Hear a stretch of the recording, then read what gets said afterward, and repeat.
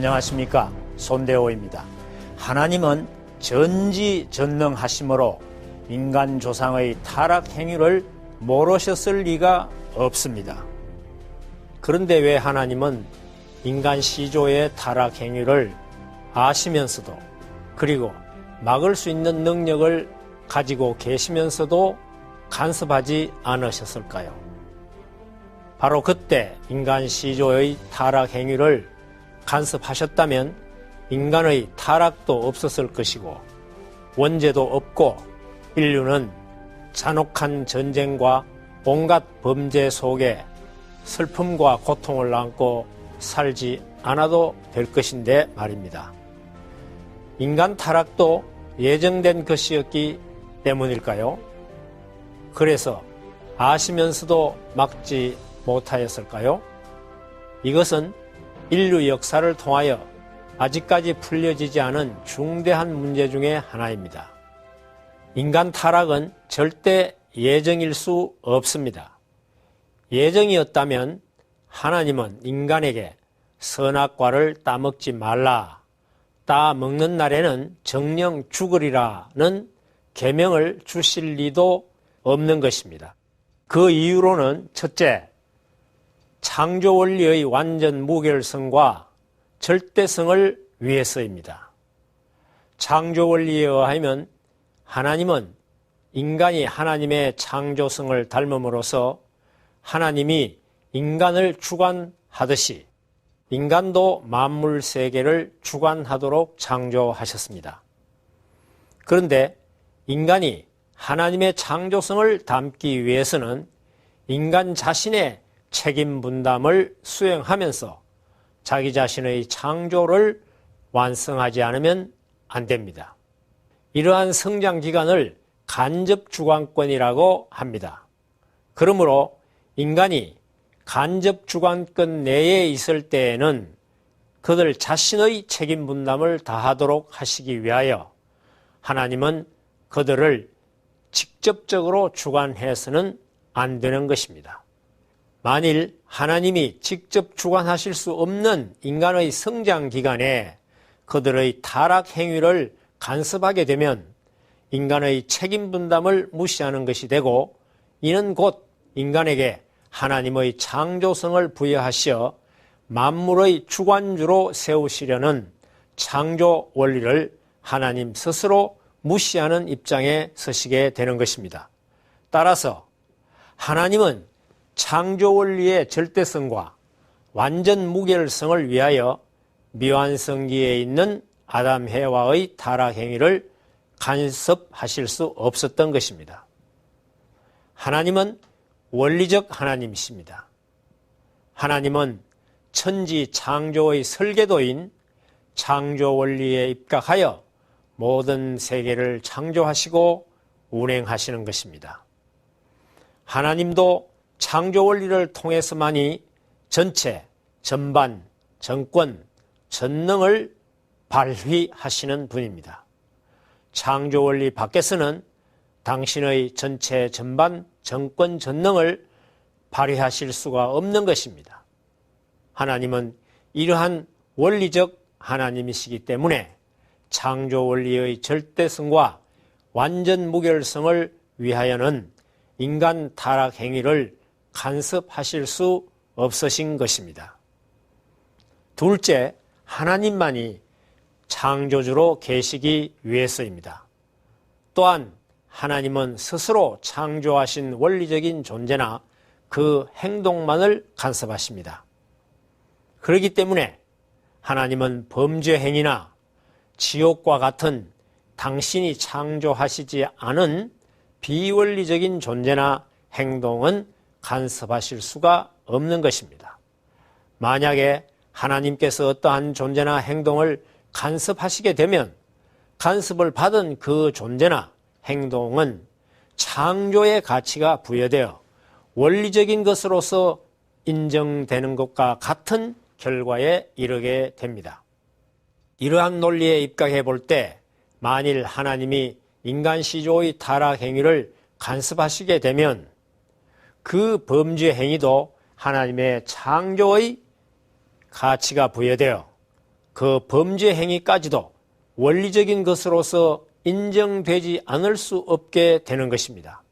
그렇게 되면 그 행위를 주도하고 일으킨 사탄도 새로운 원리를 창조한 것이 되어 그도 역시 창조주의 입장에 서게 되는 것입니다.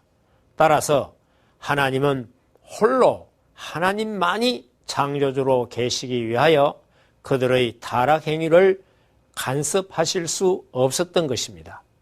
하나님은 원리적 하나님이시지 비원리적 하나님이 아니십니다. 사탄이나 악령이나 비원리적인 범죄의 하나님이 아니십니다. 이러한 것들은 본원적으로 하나님의 창조나 창조물일 수가 없는 것입니다. 그래서 비원리적 범죄에 있어서는 침묵하시는 하나님이십니다.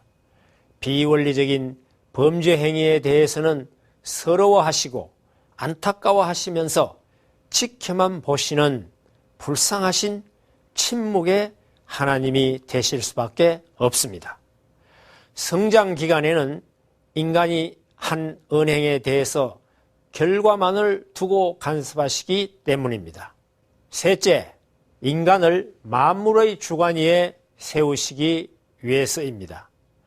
하나님은 심정의 하나님이십니다. 그 심정의 실체적 기쁨의 대상체는 만물이 아니라 인간입니다. 만물은 하나님의 상징적 심정의 대상체입니다. 하나님은 인간이 만물을 주관할 때에 느끼는 기쁨을 통해 간접적으로 만물로부터 기쁨을 느끼십니다. 그래서 하나님은 창세기 1장 28절에서 인간을 창조하시고 만물을 주관하라고 축복을 주셨습니다. 그런데 인간이 하나님의 말씀대로 만물을 주관하려면 만물과 차별되는 어떠한 자격을 가져야 합니다. 동등한 입장에서는 주관할 수 없기 때문입니다. 하나님이 창조주이시기 때문에 인간을 주관하실 수 있는 자격을 가지고 계시는 것처럼 인간도 만물을 주관할 수 있는 자격을 갖기 위해서는 하나님의 창조성을 닮아 제2의 창조주가 되지 않으면 안 됩니다. 하나님은 인간에게 창조성을 부여하시고 만물을 주관할 수 있는 자격을 갖추도록 하기 위하여 성장 기간을 두시고 책임 분담 수행을 통해 완성하도록 하셨습니다.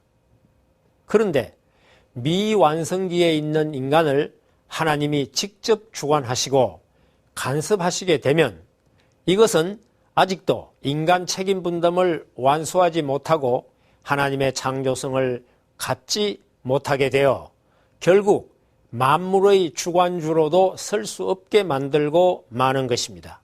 이것은 하나님이 인간에게 당신의 창조성을 부여하여 만물을 주관케 하시기 위하여 세우셨던 창조 원리를 스스로 무시하는 결과를 낳게 되고 마는 것입니다.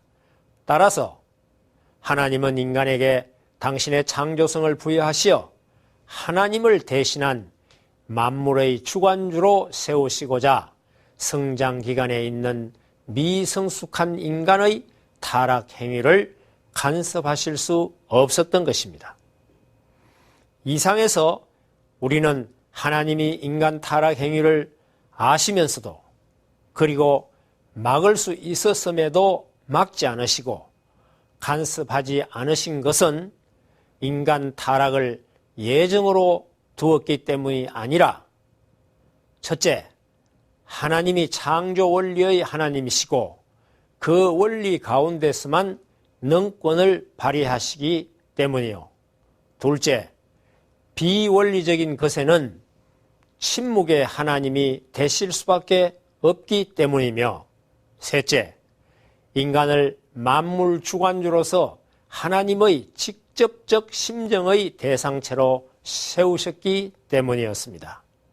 그리하여 이 원리의 절대성과 완전 무결성을 위해서 하나님만이 창조주로 계시기 위해서 인간을 만물의 주관 위에 세우시기 위해서는 하나님은 아시면서도 막을 능력이 있으시면서도 그 타락 행위를 간섭하시지 않으셨던 것입니다. 특히 우리는 하나님께서 우리 인간을 만물의 주관 위에 세우시기 위하여 이러한 책임 분담 수행을 할 수 있는 성장 기간을 두었다는 것을 알고 그것을 큰 축복으로 여기고 감사하며 하나님의 창조성을 담기 위해 노력하여야 하겠습니다. 타락 인간이 가지고 있는 창조성은 인간이 완성하여 이어받는 하나님의 창조성과는 그 목적과 질이 다른 점을 유의하여야 합니다. 이상으로 타락론 강좌를 마칩니다. 다음 강좌에서 만납시다. 감사합니다.